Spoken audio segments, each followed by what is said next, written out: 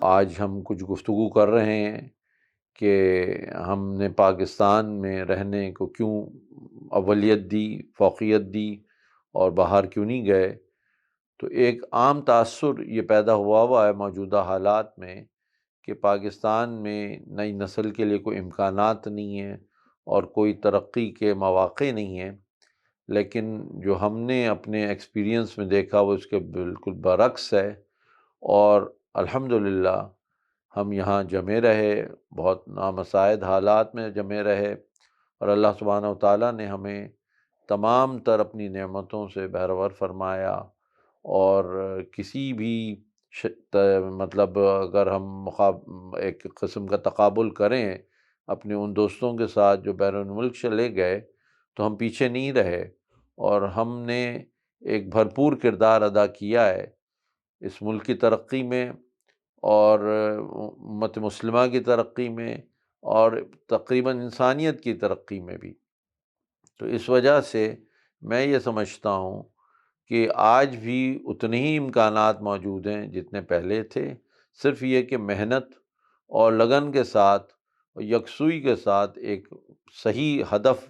چنا جائے اور اس ہدف کو پھر حاصل کرنے کی تگ و دو کی جائے، تو انشاءاللہ اللہ تعالیٰ آج بھی ہمارے لیے تمام مواقع کھولا ہوا ہے۔ کچھ مشکلات ہیں اور موجودہ دور میں بہت زیادہ مشکلات ہیں، لیکن ان کو اوور کم کیا جا سکتا ہے۔ مجھے اعلیٰ تعلیم کے لیے باہر جانے کا موقع ملا تھا، میں آئرلینڈ گیا تھا، لیکن اس کے بعد میرے ذہن میں یہی چیز آئی کہ جناب عالی یہ ملک جو ہے اس کو میری زیادہ ضرورت ہے، میرے والدین کو میری زیادہ ضرورت ہے، اور یہاں میں وہ مستقبل اور وہ شادمانی دیکھ رہا تھا، اور الحمدللہ وہ چیز میں نے حاصل کی، کیونکہ یہ ملک جو ہے یہ امکانات سے آج بھی خالی نہیں ہے، اور آج بھی ہم اگر کوشش کریں تو ہم سب کچھ حاصل کر سکتے ہیں۔ جو ایک اور چیز جو تقابل کی ہے وہ یہ ہے کہ شاید ہم مانیٹری بیسس پہ، دولت کی بیسس پہ شاید ہم تقابل نہ کر سکیں اپنے ان دوستوں کے ساتھ جو دوسرے ممالک میں چلے گئے ہیں،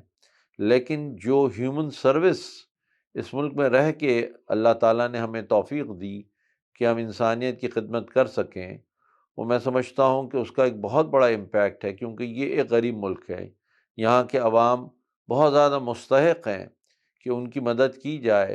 اور پھر ہم جو یہاں ہم نے تعلیم حاصل کی، ہم جو پلے بڑھے، وہ اس ملک کے عوام کے ہی پیسہ تھا،